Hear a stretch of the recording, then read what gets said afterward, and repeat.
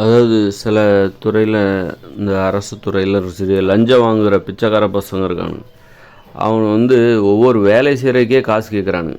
பிச்சை அந்த வேலையை செஞ்சு தர்றதுக்கே காசு கேட்குறானு 1000 சொல்லிட்டு காசு கேட்குறானுங்க. இந்த மாதிரி பிச்சைக்கார பசங்க ஏன் உருவாகுறாங்க அப்படின்னா, எதுக்காக அவன் காசு கேட்குறான்னா, அவன் பொண்ணுக்கோ பையனுக்கோ பெருசாக கல்யாணம் நடத்தணும் அப்படிங்கிறதுக்காக நிறைய 10 லட்ச ரூபா செலவு பண்ணி கல்யாணம் நடத்தணும், நிறைய நகை போட்டு கல்யாணம் பண்ணணும் அப்படிங்கிறதுக்காக தான் இந்த மாதிரி மக்களிடம் தங்கள் வேலையில் பிச்சை எடுக்கிறார்கள். மக்கள்கிட்ட பிச்சை எடுக்கிறான்.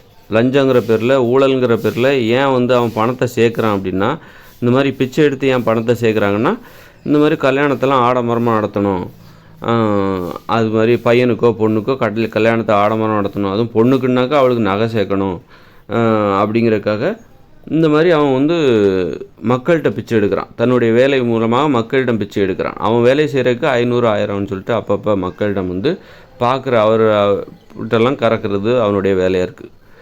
அப்புறம் பார்த்திங்கன்னா படிக்க வைக்கணும். அது ஒரு பையனையோ பொண்ணையோ படிக்க வைக்கணும். அவனுக்கு 2 3 பசங்களோட இருப்பாங்க, அவங்கள படிக்க வைக்கணும். அதுக்காகவும் என்ன பண்ணுறான், அந்த மாதிரி தன்னுடைய வேலையில் லஞ்சங்கிற பேரில், ஊழலுங்கிற பேரில் மக்கள்கிட்ட பிச்சை எடுக்கிறான். மக்களுக்கு எவ்வளோ பெரிய இடையூறு பாருங்கள். அது மாதிரி அவன் சொகுசாக வாழணும், பெரிய வீடு கட்டணும் அப்படின்றக்க. அப்போது இதுலேருந்துலாம் இந்த மாதிரி லஞ்சத்திலேருந்து மக்களை பாதுகாக்க வேண்டும் என்றால் அதுக்கு அரசாங்கம் தான் காரணமாக இருக்கிறது.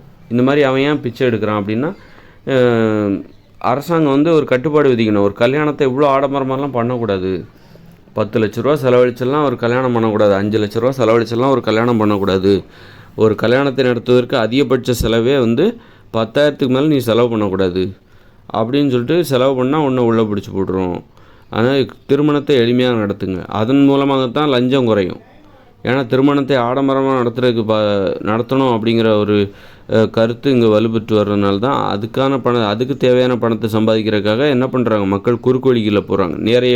நேர்மையான வழியில் போனால் நம்மளால் பணத்தை சம்பாதிக்க முடியாது, கல்யாணத்தை ஆடம்பரமாக நடத்த முடியாது, பொண்ணுக்கு கல்யாணம் பண்ணி வைக்க முடியாது, பையனுக்கு ஆடம்பரமாக கல்யாணம் பண்ணி வைக்க முடியாது அப்படின்னு பல லட்சம் செலவு பண்ணணும் அப்படின்னா இந்த மாதிரி குறுக்கு வழி பிச்சை எடுக்கணும், ஏமாற்றணும், திருடணும், லஞ்சம் வாங்கணும், ஊழல் பண்ணணும், அப்போ தான் முடியும்.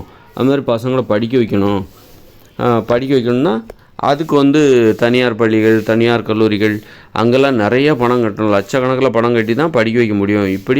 அப்போ இதுக்கெல்லாம் மக்கள் நேர்மையான வழியில் நம்முடைய வருமானத்தால் அது சாத்தியமில்லை.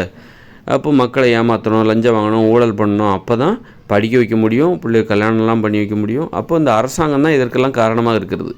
அதனால் கல்வியை அரசுடைமையாக மாற்ற வேண்டும். அப்புறம் மக்களுக்கு ஏற்படுகிற செலவுகளை தவிர்க்கணும். அனாவசியமான மருத்துவத்தை அரசுடைமையாக மாற்ற வேண்டும். மருத்துவம் என்பது கட்டணம் இல்லாமல் கிடைக்க வேண்டும். கல்வி என்பது கட்டணம் இல்லாமல் கிடைக்க வேண்டும். அது மாதிரி ஆடம்பரமாக நீ கல்யாணம் நடத்தாத. ஒரு 10,000 ரூபா கூட அதிகம்தான். ஒரு திருமணம் என்றால் அதில் 30 பேர் 40 பேர் தான் இருக்கணும், அதுக்கு மேலே இருக்கக்கூடாது. திருமண மண்டபங்களே மூடிடணும். அப்போ தான் மக்கள் என்ன பண்ணுவாங்க, அவங்களுக்கு சுமைகள் குறையும். இந்த வாழ்க்கையில் உள்ள சுமைகள் என்பது இல்லாமல் போகும். வாழ்க்கைங்கிறது ரொம்ப ஈஸி. மருத்துவத்துக்காக பணம் சேர்க்க வேண்டிய அவசியம் இல்லை. மருத்துவம் என்பது கட்டணம் இல்லாமல் கிடைக்கணும். நீ என்ன படித்தாலும் அந்த கல்வி உனக்கு கட்டணம் இல்லாமல் கிடைக்க வேண்டும். அப்புறம் இந்த மாதிரி சடங்குகள், கல்யாண மண்டபமும் பெரிய எந்த ஒரு சடங்கையும் ஆடம்பரமாக நடத்தக்கூடாது. இப்போ மக்களுக்கு பாருங்கள், அப்போ என்ன தான் இருக்குது, இந்த வாழ்க்கைங்கிறது ரொம்ப ஈஸியாக போயிடுது. இந்த வாழ்க்கையில் நம்ம போராட வேண்டிய அவசியமே இல்லை. அதாவது போராடணும்னா ரொம்ப முக்கிட்டு கஷ்டப்பட்டு கிடக்க வேண்டிய அவசியமே இல்லை. இந்த வாழ்க்கையை அச்சுறுத்துவதாக இல்லாமல் இந்த வாழ்க்கையில் உள்ள அச்சுறுத்தல் இல்லாமல் போய்விடுகிறது. மகிழ்ச்சியாக வாழ்வது தான் இப்பொழுது நோக்கமாக. அப்போ மகிழ்ச்சியாக வாழணும். இப்போ வாழ்க்கையோட நோக்கமே மாறிடும். ஒரு மருத்துவம், கல்வி இதெல்லாம் அரசுடைமையாக மாற்றும் பொழுது, அது மாதிரி ஒரு நீதிமன்ற நடைமுறைகள் எல்லாமே அரசுடைமையாக கட்டணம் இல்லாமல் கிடைக்கணும். இப்படியெல்லாம் பண்ணும்போது ஒரு வீடு கூட நீ பெருசாக கட்டாத, இவ்வளோ தான். உனக்கு என்ன தேவை, ஒரு அறையின் அளவு இவ்வளோ தான், ஒரு வீட்டின் அளவு இவ்வளோ தான். அவர் வீட்டில் உள்ள ஒவ்வொருத்தருக்கும் தனித்தனி அறைகள் இருக்க வேண்டும், தனித்தனி கழிவறைகள் இருக்க வேண்டும், தனித்தனி குளியல் அறைகள் இருக்க வேண்டும். ஒரு அறை இவ்வளோ பெருசு தான் இருக்க வேண்டும், அதற்கு மேல் இருக்கக்கூடாது அப்படின்னு சொல்லிட்டு மக்களுடைய செலவுகளை கட்டுப்படுத்தினா தான் தேவையில்லாத செலவுகளுக்காக இவங்க வாழ்க்கையே அதுக்காக போய் மக்கள்கிட்ட அதனால தான் லஞ்சம் வாங்குகிறான், அதனால தான் ஊழல் பண்ணுறான், ஏமாத்துறான். ஏமாற்றி கமிஷன் அடிக்கிறது, இதனால் மக்கள் தான் பாதிக்கப்படுறாங்க. மக்கள் தான் இந்த குற்றத்தையும் செய்கிறாங்க. அதனால் அந்த மக்கள் தான் பாதிக்கப்படுறாங்க. அப்போ மக்கள் மீது மக்களுக்கே ஒரு வெறுப்பு, ஒரு அவநம்பிக்கை, ஒரு கோபம் எல்லாம் ஏற்படுது. மனித உறவுமுறையின் மீது பாதிக்கப்படுது. அப்போ அன்பு பாசம் இல்லாமல் போய்விடுகிறது.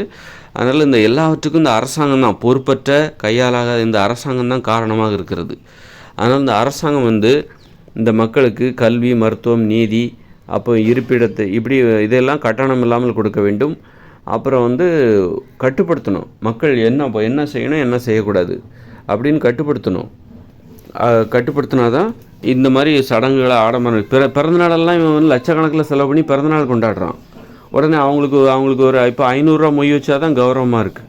ஒரு 500 கஷ்டப்பட்டு 8 மணி நேரம் வேலை பார்த்தா தான் 500 கூட சிலருக்கு கிடைக்கிறதில்ல, 300 தான் சிலருக்கு சம்பளமாக இருக்குது. இவன் ஒரு பிறந்தநாள், சின்ன மூக்குத்தி, காது குத்துறது, குண்டி கழுவுறதுக்கெல்லாம் இப்போ இது வைக்கிறான். குழந்தைக்கு குண்டி கழுவுற சடங்கு, அதெல்லாம் சடங்காக நடத்தி உடனே அதுக்கு மொய் வசூலிக்கிறது. மக்களை கட்டுப்படுத்தாமல் இந்த அரசாங்கம் அதன் போக்கிலே விடுறதுனால இந்த மக்கள் குழந்தைகள் மாதிரி அதுக்கு எப்படி போகிறோன்னு கண்ட வழியிலையும் போய்கிட்டு இருக்குது. அந்த பெற்றோர்களாக இருக்க வேண்டிய அந்த அரசாங்கம் வேடிக்கை பார்த்துக்கிட்டு இருக்குது. அதனால் இதனால் மக்களுக்கு தான் அந்த வாழ்க்கையே வாழ்க்கையின் நோக்கமே மாறி போயிடுது. மகிழ்ச்சியாக வாழ்வது என்பது இந்த மாதிரி பந்தா காட்டுறது தான், பகட்டு காட்டுறது தான்.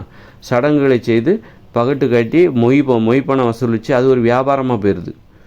அந்த மாதிரி மக்களை கட்டுப்படுத்தும் போது தான் ஊழல் குறையும். ஊழல் வெறுமனே நீ ஊழல் பண்ணாத, லஞ்சம் பண்ணாதன்னா எவனுமே வேறு எந்த வழியிலலாம் ஊழல் பண்ண முடியுமோ ஒரு வழியை அடைச்சா இன்னொரு வழியை தான் தேடுவோம், இன்னொரு ஓட்டையை போடுவோம். ஒரு ஓட்டையை அடைச்சா இன்னொரு ஓட்டையை போடுவோம். நீ ஊழல் பண்ணுற லஞ்ச ஒழிப்புத்துறை இதெல்லாம் வச்சா இங்கெல்லாம் வேலைக்கே ஆகாது. ஏன் ஊழல் பண்ணுறான், ஏன் லஞ்சம் வாங்குகிறான்?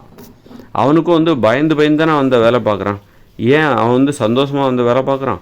மாட்டிக்க கூடாது அப்படின்னு பயந்து தான் அந்த வேலையை பார்க்குறான். அப்படின்னா அவன் ஏன் ஊழல் பண்ணுறான், ஏன் லஞ்சம் வாங்குகிறான்? லஞ்சம் வாங்க தூண்டுவது எது? ஊழல் பண்ணுறதுக்கு தூண்டுறது எது? கையூட்டு பெறுவதற்கு தூண்டுவது எது? நேர்மை இல்லாமல் வாழச் செய்வதற்கு அவனை தூண்டுகிற அந்த செயல் எது? அவர்களை தூண்டுகிற, பெண்ணாக இருந்தாலும் சரி ஆணாக இருந்தாலும் சரி 2 பேரும் தான். அவர்களை தூண்டுவது எது அப்படின்னு பார்த்து அதை சரி பண்ணணும். அதை சரி பண்ணாமல் இப்போ மக்களே ஏன் லஞ்சம் கொடுக்குறாங்கன்னா ஒவ்வொருத்தருக்கும் 1008 செலவு, பிள்ளைகளை கல்யாணம் பண்ணி கொடுக்கணும், படிக்க வைக்கணும், இப்படி 1008 செலவு. அதனால தான் அவன் லஞ்சம் வாங்குறான். அவன் வாங்குகிற சம்பளத்துக்கு அவன் பிள்ளைகளுக்கு கல்யாணம் பண்ணியெல்லாம் வச்சு படிக்க வச்சிடலாம் முடியுமா? அதனால தான் லஞ்சம் வாங்குறான் அப்படின்னு சொல்லிட்டு மக்களும் கொடுக்க ஆரம்பிச்சிடுறாங்க. மக்களுக்கு இப்படி ஒரு தேவை இருக்கிறது அப்படின்னு சொல்லிட்டு மக்களே என்ன பண்ணுறாங்க, மக்களுக்கு லஞ்சத்தை கொடுக்க அதை வழக்கமாக மாற்றி விடுகிறார்கள். இப்போ நீங்கள் கல்வியை கட்டணம் இல்லாமல் கொடுக்கிறீர்கள், மருத்துவத்தை கட்டணம் இல்லாமல் கொடுக்கிறீர்கள், நீதியை கட்டணம் இல்லாமல் கொடுக்கிறீர்கள். அப்புறம் இதெல்லாம் பண்ணும்போது வீடுங்கிறத ஆடம்பரமாக கட்டக்கூடாது.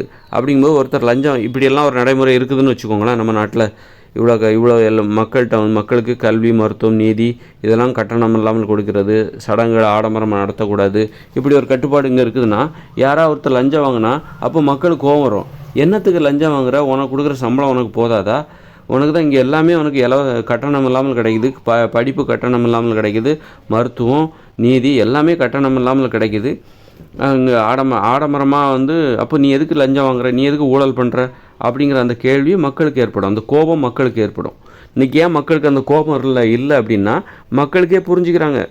ஒவ்வொருத்தருக்கும் 1008 ஏகப்பட்ட செலவு இருக்குது. ஒரு படிக்க வைக்கணும், கல்யாணம் பண்ணி வைக்கணும், அப்புறம் அந்த செலவு இந்த செலவு அப்படின்னு சொல்லிட்டு கோயிலுக்கு வரி கொடுக்கணும், அப்படி இப்படின்னு சொல்லிட்டு திருவிழாவுக்கு வரி கொடுக்கணும். இப்படி ஏகப்பட்ட சுமைகள் இருக்குது. பாவம் என்ன பண்ணுவான் நம்மகிட்ட, அப்படி இந்த மாதிரி உதவி பண்ணுறாங்க. லஞ்சங்கிறது உதவியாக மாறிப்போச்சு, ஊழல் பண்ணுறது ஒரு உதவியாக மாறிப்போச்சு. அதனால் அரசாங்கம் தான் இதற்கு காரணமாக இருக்குது. தனி மனித தவறுகளுக்கு, குற்றங்களுக்கு அரசாங்கம் தான் காரணம் என்பது நான் மீண்டும் அரசாங்கம் தன்னை திருத்தி கொள்ள வேண்டும், அரசாங்கம் தனது கடமையை செய்ய வேண்டும். அப்போ தான் மக்களுக்கு மக்களுடைய வாழ்க்கையை எளிதாக மாற்ற வேண்டும், மக்களை கட்டுப்படுத்த வேண்டும். எது தவறு, எது குற்றம், எதுலாம் செய்யணும், மக்கள் இந்த மாதிரி ஆடம்பரமாக சடங்குகள் நடத்தாதீங்க அப்படி சொல்லி அந்த மாதிரி அதை ரொம்ப வலுக்கட்டாயமாக கடைபிடித்து இந்த கல்யாண மண்டபம்லாம் இழுத்து மூடி அது மாதிரி பண்ணால் மட்டும்தான் பெரிய திருவிழாவா, அதையும் எளிமையாக தான் நடத்தணும். அதை சொல்லிக்கிட்டு 1000 5000ன்னு வரி வசூலிப்பாங்க. அது மாதிரி மக்கள் பாவம், அவங்க ஒரு 5000 ரூபா வரி 3000 தான் ஒரு மாதம் வேலை பார்த்தாலே 3000 சம்பளம் வாங்குறவங்க இருக்காங்க. அவங்க எப்படி 5000 ரூபா கொடுப்பாங்க? அந்த மாதிரி அது மாதிரிலாம் இல்லாமல் எல்லாத்தையும் கட்டுப்படுத்தணும். ஒரு ஒரு திருவிழான்னா இவ்வளோ தான், இப்படி தான் நடத்தணும், எளிமையாக நடத்தணும், நீ ஆடம்பரமாக நடத்தி பெருமை தேடாத, அது மக்களுக்கு மேலும் மேலும் சுமைகளையும் குற்றங்கள் உருவாக காரணமாக இருக்கிறது. நேர்மையற்ற வாழ்க்கை முறை இங்கு பரவுவதற்கு இதுதான் காரணமாக இருக்குது. இந்த மாதிரி ஆடம்பரமாக நீ எந்த ஒரு விஷயத்தை செஞ்சாலும் ஆடம்பரமாக நீ வாழ ஆசைப்பட்டால் அது குற்றங்களைத்தான் ஊக்குவிக்கும். எளிமையாக மக்களை வாழ வைக்க வேண்டும், எளிதாக மக்களை வாழ வைக்க வேண்டும். மக்கள் வாழ்வது எனக்கு எளிது, வாழ்வது எனக்கு கடினமே இல்லை அப்படிங்கிற அந்த உணர்வை ஏற்படுத்த வேண்டும். அப்போ தான் இங்கே குற்றங்கள்லாம் ஒழியும். அது மாதிரி பெண்கள் கண்டிப்பாக வேலைக்கு போகணும், வீட்டில் இருக்க விடக்கூடாது.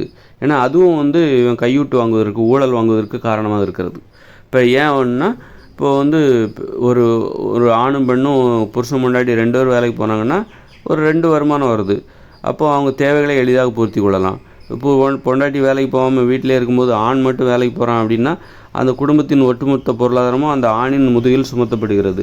அப்போ அவனாக தனி ஒருவனாக அந்த குடும்பத்தின் பொருளாதாரத்தை எப்படி பூர்த்தி செய்து கொள்ள முடியும் அவனது வருமானத்தின் மூலம்? அப்போ அவன் என்ன பண்ணுறான் அப்படின்னா இந்த மாதிரி லஞ்சம் வாங்குகிறான், ஊழல் பண்ணுறான். அதன் மூலம் அதிகப்படியான அந்த பொருளாதார தேவையை அவன் பூர்த்தி செய்து கொள்கிறான். அதனால் குற்றங்கள் உருவாவதற்கு இதெல்லாம் காரணமாக இருக்குது. அதனால் கண்டிப்பாக பெண்கள் ஒரு குழந்தை பிறந்துருச்சு அப்படின்னா ஒரு 5 வருஷம் அவங்க வீட்டில் இருக்கணும். அந்த குழந்தைக்கு 5 வயசு ஆகிடுச்சா அதுக்கப்புறம் அந்த பெண்கள் கண்டிப்பாக வேலைக்கு போகணும். பெண்களுக்கு ஒரு ஊதியத்துடன் கூடிய ஒரு விடுமுறையை குழந்தை பெற்றுக்கொண்டால் அவர்களுக்கு கொடுத்து விட வேண்டும். அதன் பிறகு அவர்கள் வேலைக்கு போகணும். இந்த மாதிரி மக்களுடைய வாழ்க்கை என்பது எளிதாக மாற்றப்பட வேண்டும். அப்போ அதுக்கு என்ன வழி அப்படின்னா இந்த கல்வி, மருத்துவம், நீதி இதெல்லாம் கட்டணம் இல்லாமல் கொடுக்கணும். கட்டுப்பாடுகள் நிறைய இருக்கணும்.